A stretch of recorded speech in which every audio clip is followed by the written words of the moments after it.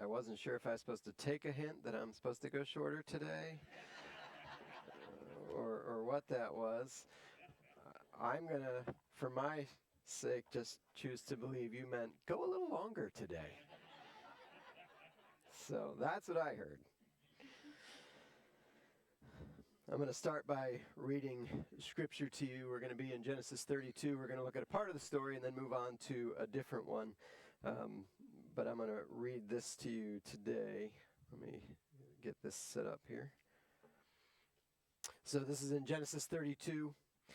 Jacob stayed where he was for the night, and then he selected these gifts from his possessions to present to his brother Esau: 200 female goats, 20 male goats, 200 ewes, 20 rams, 30 female camels with their young, 40 cows, 10 bulls, 20 female donkeys, 10 male donkeys.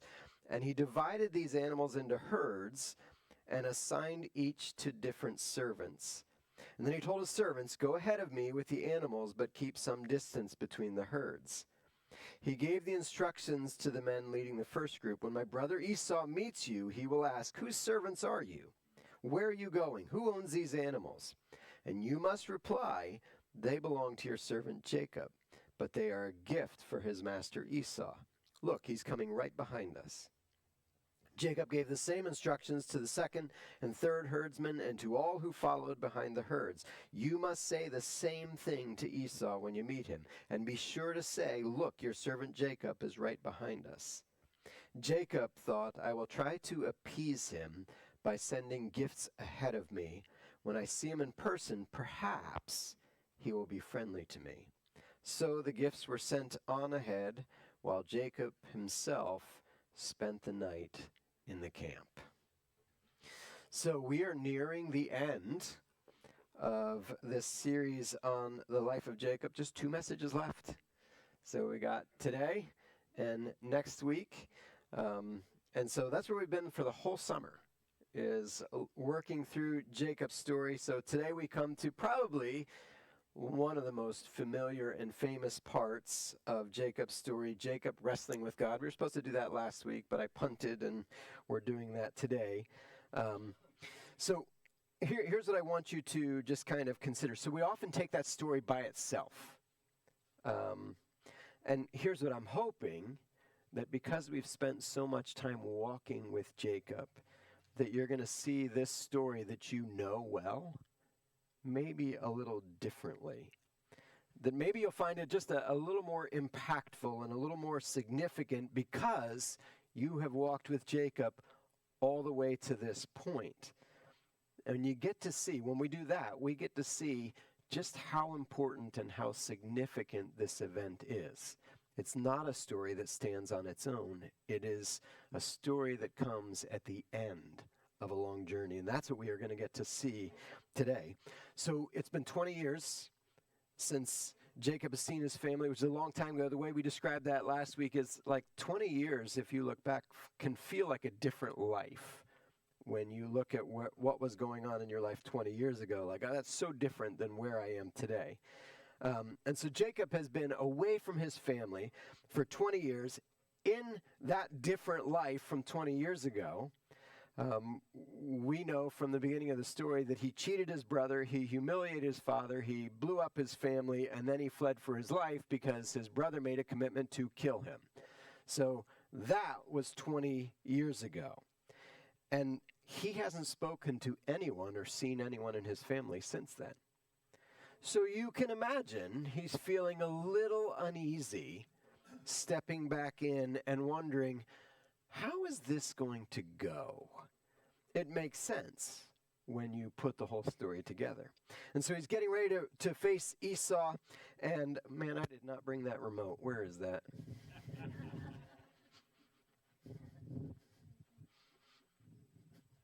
That will not be the last time I do that, I'm sure. So as he's getting ready to face Esau, there's 2 significant things that happen. I want to bring you back to those. We touched on them last week. But one, they're kind of opposite things. The first thing is when he's camping, there are angels that Jacob gets to see camping with him, which is pretty reassuring, right? Like if you were about to face something critical and then you're like, oh, those are some angels that are with me right now, like that would be a boost, wouldn't it, for your faith? And so that is reason for faith. Like as he looks around and sees angels, what a gift. Like God is with me. Like he's got this. But the opposite thing on the other side is the first messengers that looked for Esau returned and said, so we did find your brother. And he's coming to see you with 400 men. And so Jacob immediately is like, I don't think that's going to be a first celebration feast. So I don't think this is going to go well. And he hasn't spoken to anybody. So as far as he knows, Esau's still holding a grudge. And maybe this is his chance to make good on the commitment from 20 years ago. Like, I will kill him. And so he gets this message that 400 men with Esau are on the way, and it's just hard to imagine like how that's going to go well. So in this case, he's got reason for fear. Like this is kind of the worst case scenario. It's not just Jacob coming and he's mad. It's Jacob's coming and he's got 400 men who could wipe out everything. And so we talked about this tension then of camping with faith and camping with fear and how they can both be present sometimes. And so out of that, Jacob prays just this really honest prayer. So one of the things he says in the prayer is, God, like you told me to return home. But that's not looking like a great idea right now. And you promised that you would treat me kindly. And I'm not really sure how to reconcile that with Esau bearing down on me with 400 men. And so he's trying to sort this stuff out. And in this prayer, he's not just ranting at God. Like he also humbly recognizes, God, you have been good to me. You've been faithful. You've blessed me. And you have given me a kindness I haven't deserved. Like and here's how he remembers it. I left home running for my life with nothing. I had a staff. And now I've come back and I've separated everything into 2 massive camps. So you have been good to me. So kind of in all of that, like that prayer and that wrestling is like he's looking at God's track record with him. And like it would just seem unlikely that God is going to let Esau run in and ransack him. But he still doesn't know how this thing plays out. All he knows is Esau is on his way with 400 men, and it's not looking good. And that's where we get to the passage we just read this morning where he starts sending the parade of gifts, like all of those animals. And then he sends his family across the river into his homeland. And now, the only one on the other side of the river to cross over into the homeland, the only one left is Jacob. And he is all alone. All the noise is gone. All the people are gone. All the conversations are done. And it's just Jacob. It's the quiet before the chaos. Sometimes, doesn't it seem like God has to get us in those places? Like where we're alone. And says, okay, now will you listen? Jacob is all alone on the other side of the river. He's getting ready to step into whatever he's stepping into tomorrow. So it's all real, right? It's all close. It's just right on the other side of that river. So tonight, if Esau decides to cross to him, like he's going to deal with all of this stuff from his past. And so he's camping alone, wrestling with faith and fear, which brings us to this story that we know, some of us know so well in the life of Jacob, because here's what we know. He is not going to spend that night alone, is he? Jacob's internal wrestling of fear and faith, of doubt and belief, like his internal wrestling is about to be projected outside, to become more than a battle of thoughts and feelings. His inner turmoil is about to be mirrored by a frantic outward wrestling. So Jacob is all alone in the camp, and a man came and wrestled with him until dawn began to break.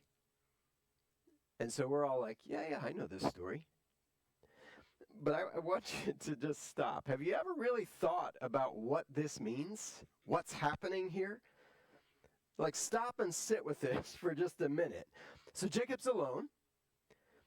And then sometime in the night, a man shows up, kind of out of nowhere. Who is this guy? Where'd he come from? What does he want? But before he can sort any of that out, the man jumps him. He doesn't say anything. He just grabs him and tries to force Jacob into submission.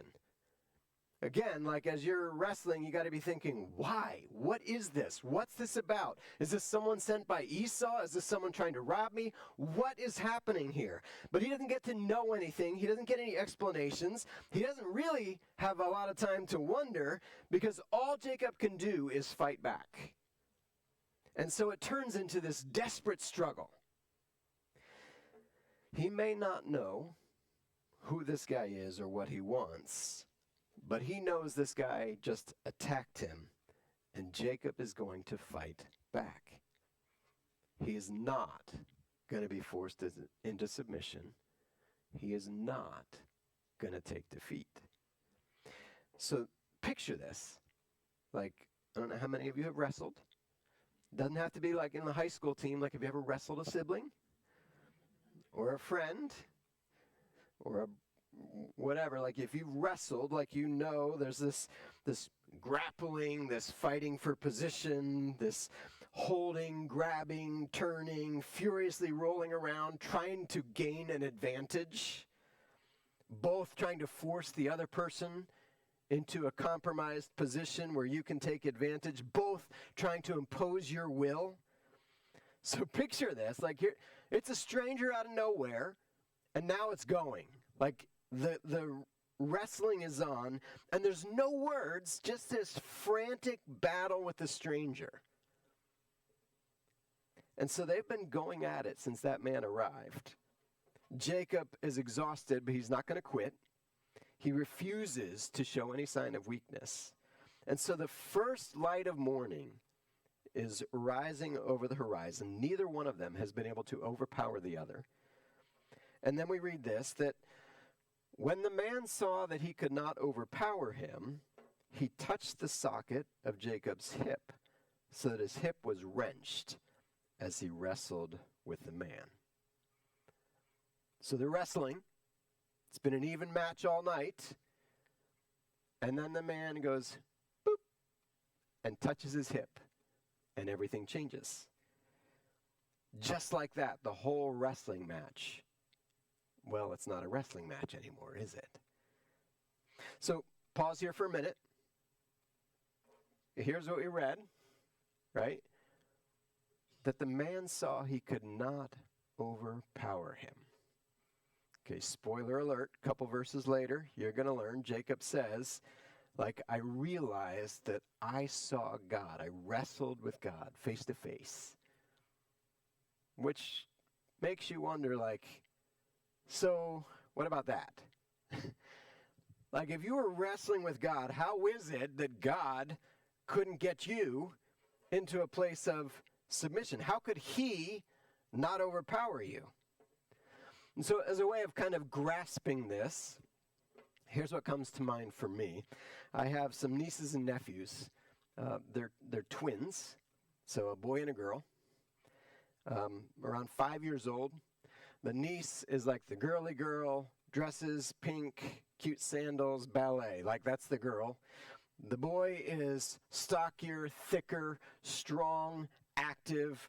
He is the boy's boy. He's going to be an athlete.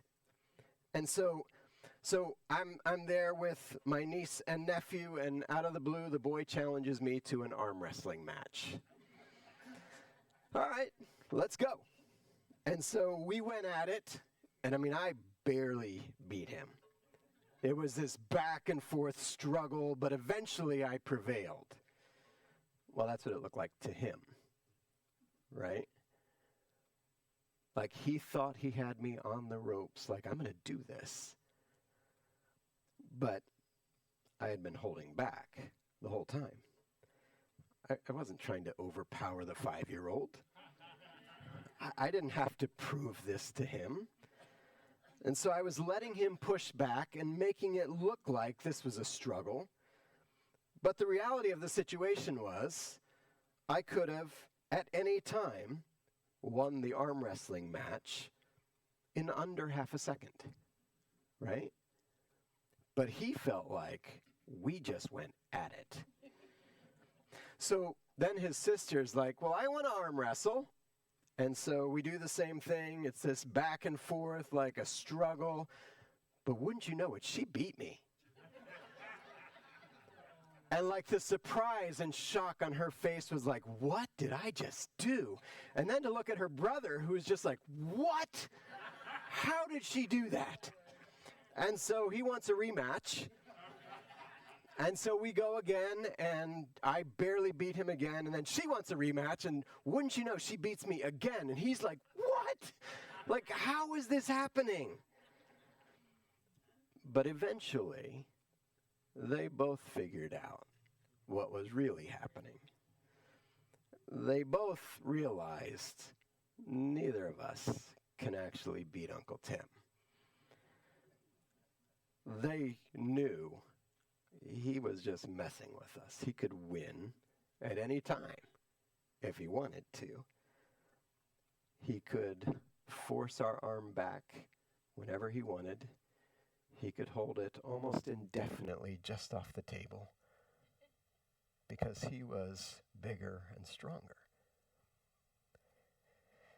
See, it was a struggle only because I let them challenge me.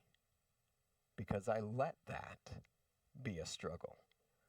But it wasn't really a contest, and it wasn't actually a struggle for me. It was kind of fun. And that's pretty much what Jacob learns here. See, he thought he'd been holding his own. To him, it seemed like this had been a back and forth struggle. He had seen enough to believe, I think I can take this guy.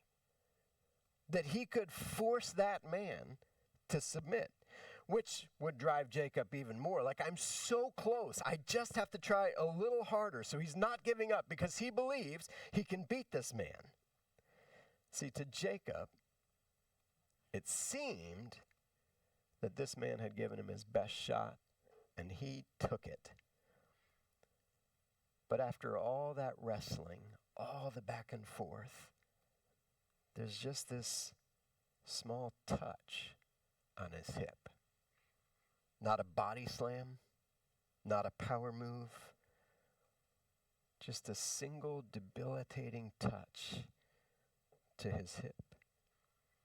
And that's the moment he realizes, oh, this was never actually an even match.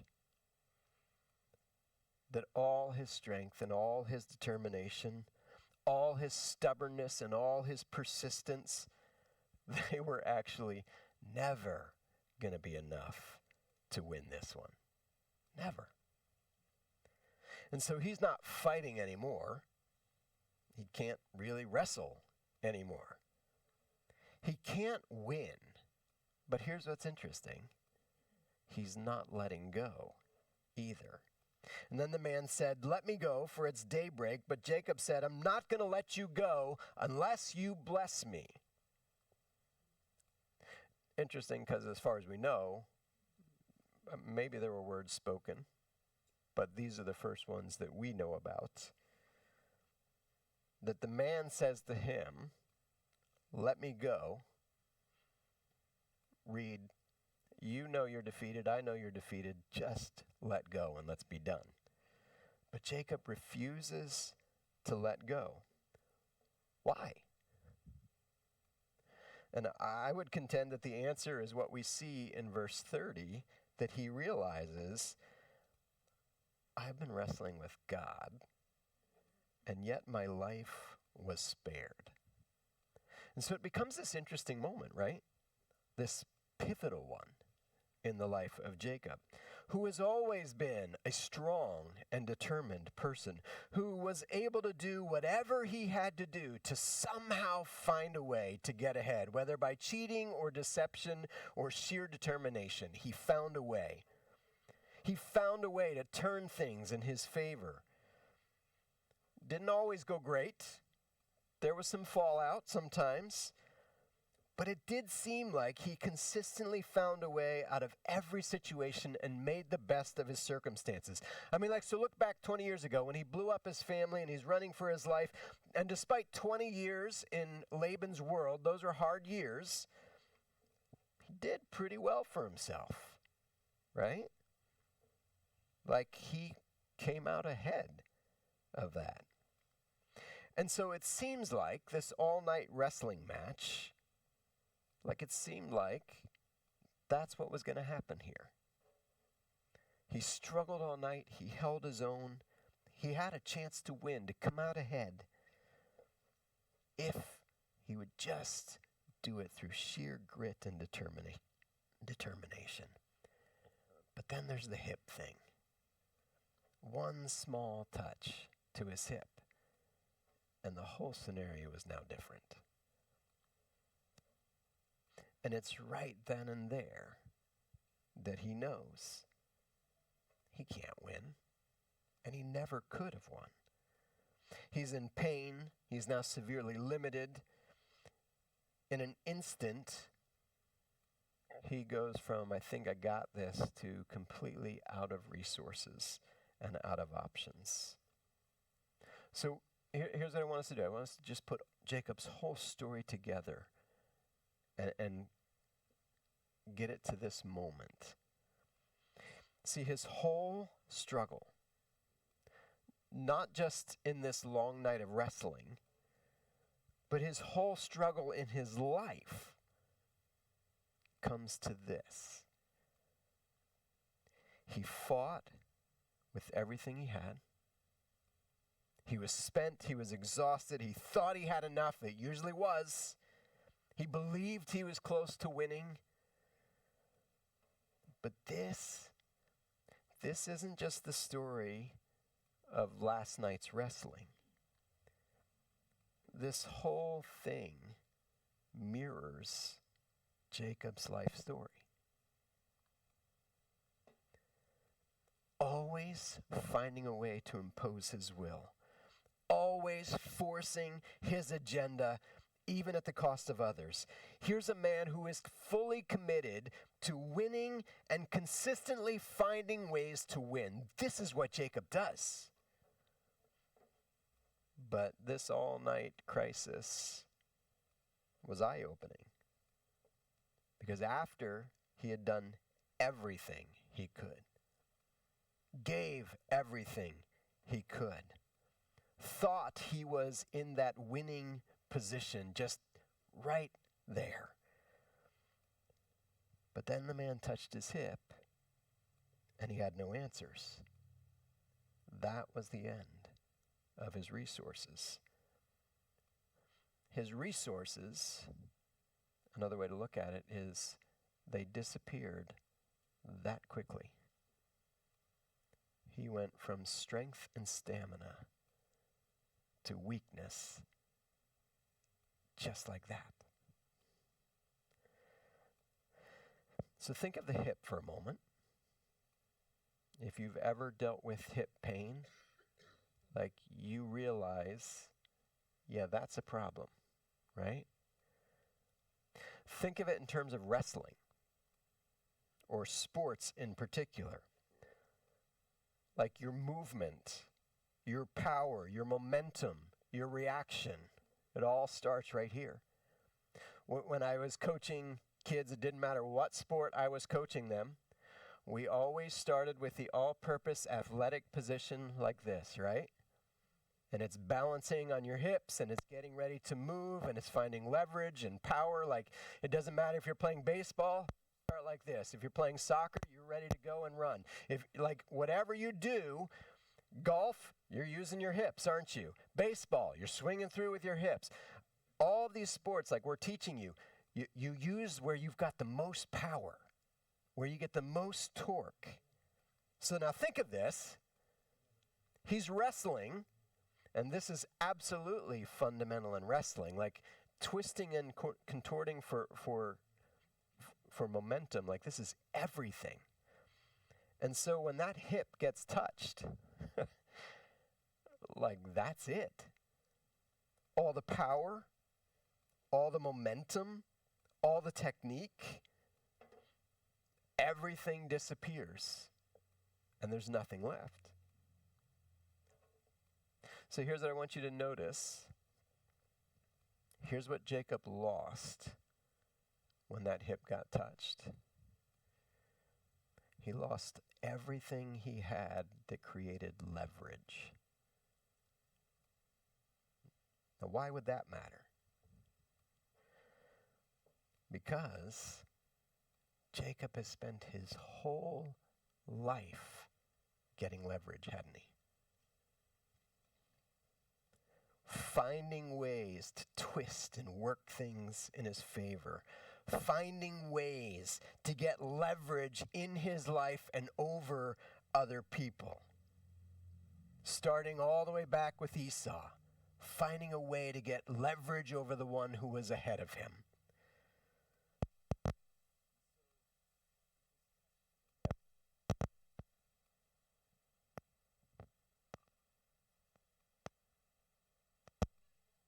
Hello?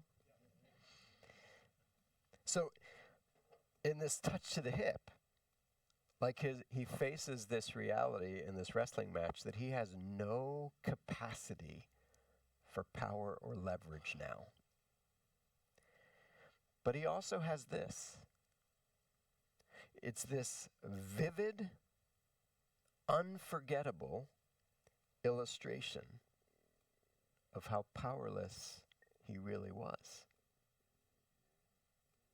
He felt powerful until he wasn't. And he would come to realize, like if the man could touch his hip at the end of a long night of wrestling, he also could have done that 1 minute in, right? Like it didn't have to be all night. It could have been right away. And now he knows this, that no matter how strong or how persistent he wasn't going to win this. Even though he believed he would, he now knows, well, that was a false belief. I never had a chance. As a life illustration for him,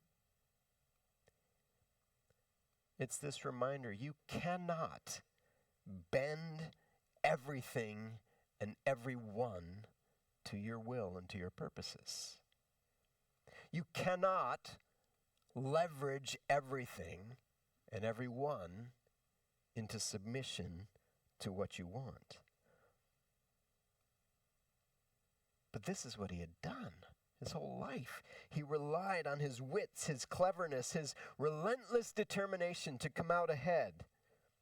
Now you might think, I mean, you had 20 years with Laban where that didn't work real great. You'd think maybe he would come away with some lessons, and I'm certain he did learn some things. But Jacob still has Jacob instincts. So you ever look back at your life and see where God has worked and stretched and grown you, but you can still say, but there are these areas where Tim still has the Tim instincts, right? Those places in your life where there's absolutely, you're sure God has been working, but wow, there's still some residual of those instincts in me. That's what Jacob has done his whole life. And so here's what I want you to see, what changed with the touch on the hip. That Jacob has to change tactics. He goes from trying to force his will on the opponent to pleading for a blessing. All he can do now is hang on and plead for a blessing. I will not let you go until you bless me. So I want you to see the shift that happened here. I want you to see the difference. Let's call it out here. The current position of pleading for a blessing, because these are really different approaches, aren't they? Opposite, actually. In the first case, he's trying to impose his will, and there's some belief that he can make that happen. In the second case, there's no illusion that he can impose his will. He's just pleading for a blessing, and there's no illusion he can make that happen. The first comes with an attitude of pride. I got this. The second with an attitude of humility. I'm going to need some help. The first one is trying to take something. The second is asking for something. The first one, imposing my will, that's dependent on my strength and my persistence. But the other one, asking for a blessing, that's dependent on the willingness of the other person to give it. Two really different approaches, not just to wrestling, but to life, right? And that first one, the impose his will approach, that was Jacob, through and through. But in the wrestling match, when that option is gone, he's left with only the one option, where all he can do is ask for a blessing. Now, he's being persistent about it, right? Refusing to let go. I will not let go until you bless me. But, the guy wrenched his hip with a touch. If he wanted Jacob to let go, he would make him let go, right? He could be forced to let go. But here's what I want you to see in Jacob's asking, is the key is not Jacob's persistence. I'm not letting go until you bless me. It really came down to the willingness of that person to bless him, right? In other words, that blessing will not be given because of Jacob's persistence. He cannot take that blessing, which is kind of what he's trying to do. The blessing will only come if the other person is willing. And again, Jacob has no leverage here, right? He cannot just demand the blessing. He can only ask and hope that it is willingly given. You know how your kids and grandkids would ask and ask and ask for things? And yet in the end, as the parent, grandparent, ultimately I will decide.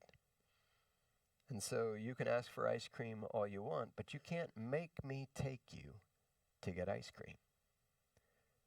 I can decide I'll take you to get ice cream, but you can't make me. And this is where Jacob is. He can't make the man give him a blessing.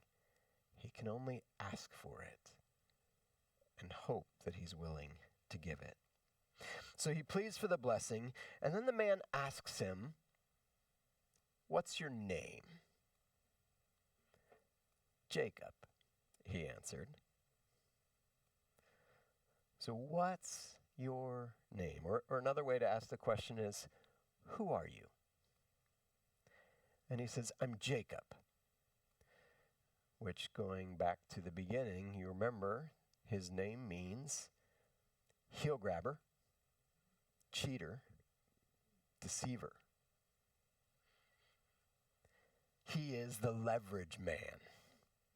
He finds a way to get leverage. That's who he is. And that name, Jacob, that described who he is, didn't it?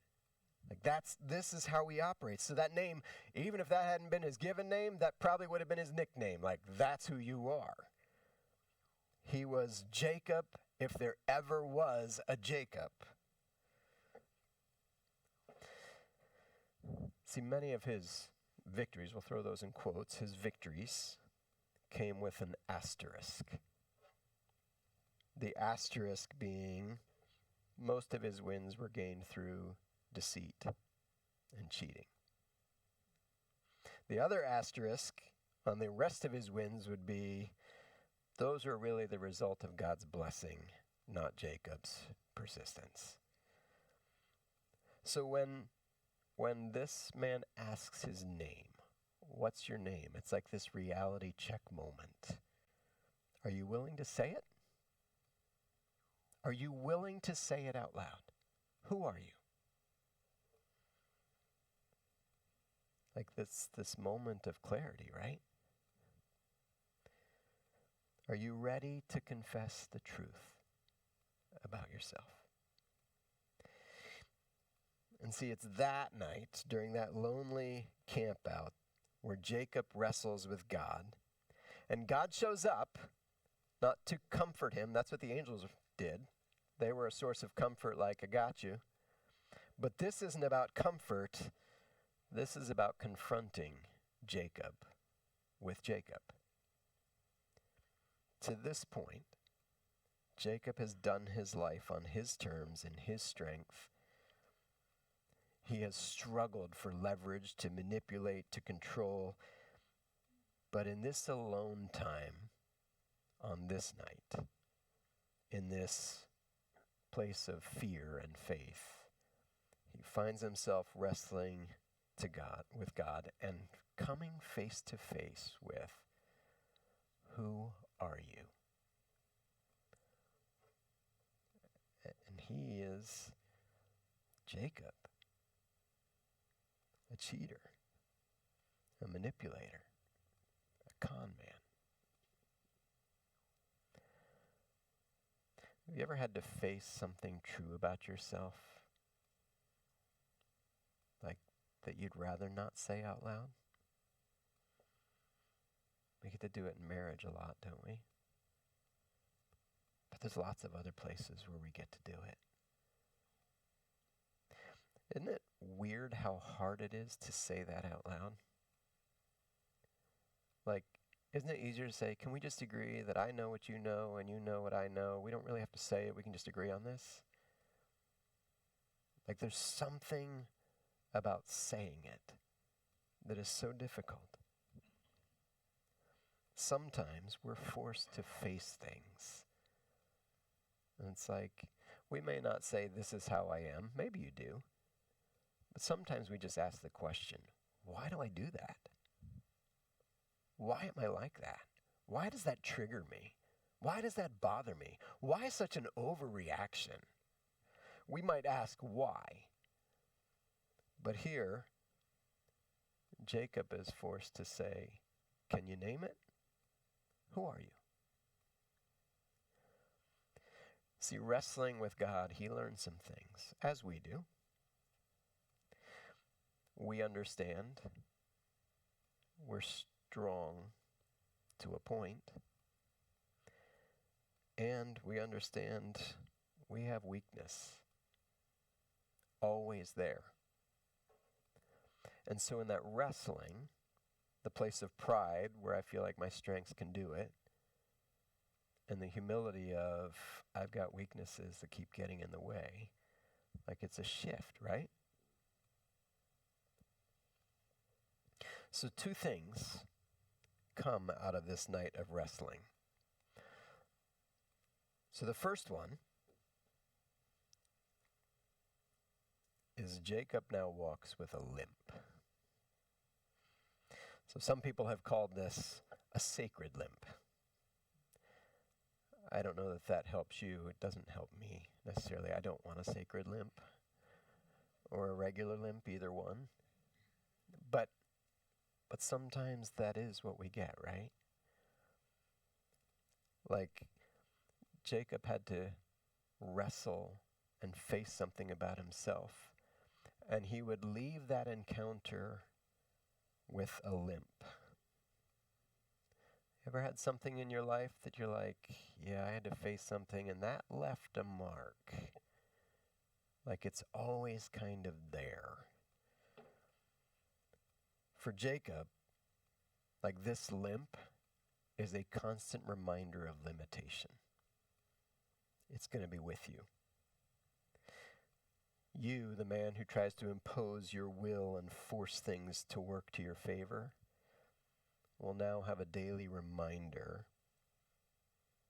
that you don't always get to impose your will. Sometimes all you can do is ask for God's blessing. And that is given only because of God's grace, not your persistence. There was a preacher from years ago, his name was Martin Lloyd-Jones, and somebody once asked him, so what does a person look like who's truly met God? And Martin Lloyd-Jones, pointing back to Genesis 32, says, I would say he walks with a limp.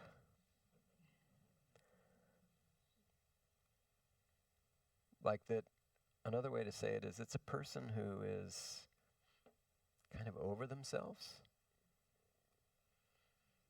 who is humble, who realizes that they don't have nearly as much leverage as they'd like to believe to force things to go their way.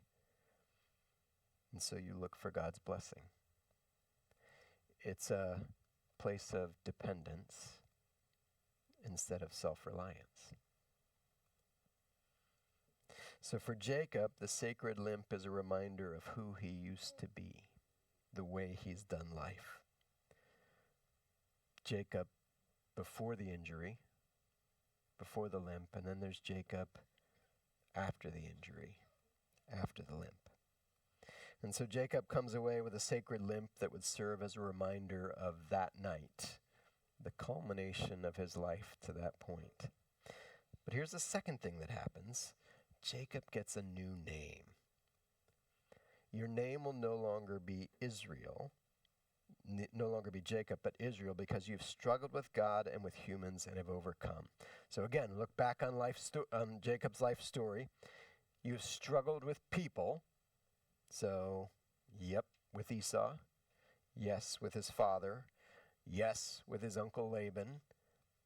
Yes, with his wives. Like there's been a struggle, right? And then on this last night, but really the whole time, a struggle with God. And so, here's what it says. And I don't know if you've ever wrestled with this, like, so what does that even mean? Like, as near as I can tell, he lost the wrestling match. Didn't he? So how is it saying he's overcome? Like, by anybody's measure, you just lost. You had to give up. So what does that mean? And I would contend that it's not the answer we might expect when we think of overcoming. So, how did Jacob overcome? You ready for the upside down answer?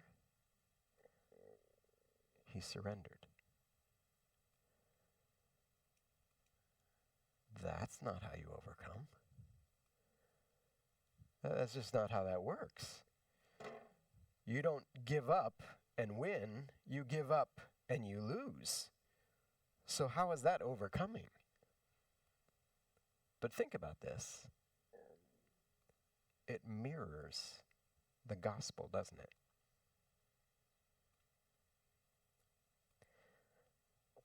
Like, look at Jesus. Jesus didn't defeat sin and death through grit, persistence, and determination, did he? Jesus overcame sin and death. How?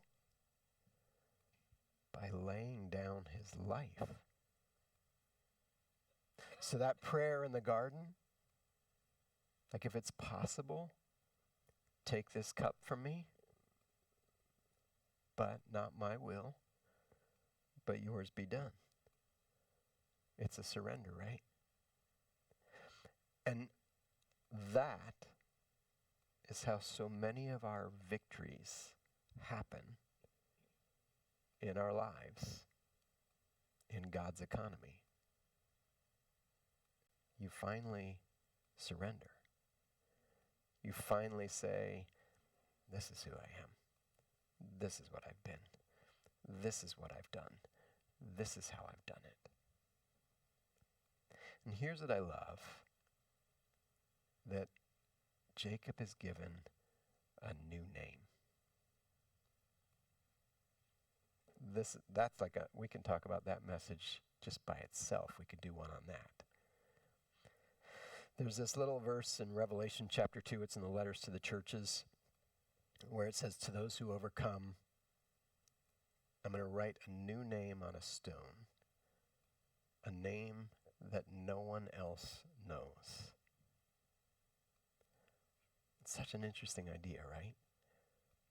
So think of all that is associated with your name. There's a lot of good, but there's also some other stuff too. Some stuff that people are well aware of, and some stuff that not many people know, but it's there. And so someday there's this image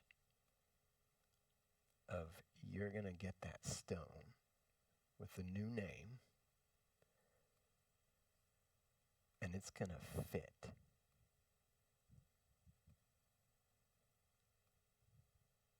Do you hear this? In other words, like something in you, when you see that, you're going to be like, that's who I am. That's who I am. Like Jacob, who first had to admit, yeah, that's me. I'm Jacob. But then he gets the new name. That's who you are. And Jacob then has to start saying, that's who I am. This is the beauty of the gospel. You are not who you used to be. You are not the compilation of your sin and brokenness. You're not the compilation of your bad attitudes and your mistreatment of people or your anger issues or whatever you want to throw out there. I don't know what it is. Like Jesus Christ laid down his life for you and me so that you and I get a new name that properly describes us, not the way our old one did. Like to make it really clear about how names work and how we associate. So you guys can all remember, like when you've had kids and you start looking at baby names, you know how like somebody will throw out a name, you're like, nope, there was a little guy in third grade that sat next to me named Billy, and there is no way we're naming a kid Billy, right? And like you both have like those. If you're a teacher, you're like, oh, I've got so many names right now that I would never use, right? But like it's this weird association with names. Like it describes something, it describes someone. And what we fail to catch sometimes is there are associations connected to our name for us. So for me, it's this is who Tim is. And it's not always a pretty picture. It's sometimes a picture that starts with shame. But the gospel invites us to come over to grace and to be invited to have a new name. A name that describes who you really are, the way God sees you, and the way he created you to be. A new name. This is what Jacob gets. I know who you are, know where you've been, know how you've gone about life. Today, you get a new name and a sacred limp to remind you that that was who you used to be, and here's who you are now. It's a great story and a great picture. Like, we think of it as Jacob's loss and finally submitting, but it's really this amazing picture of God's grace that we all need to wrestle with God, to finally surrender, and then to have him say, I love you and here's who you are. That's what we all need. I'm going to invite us to pray.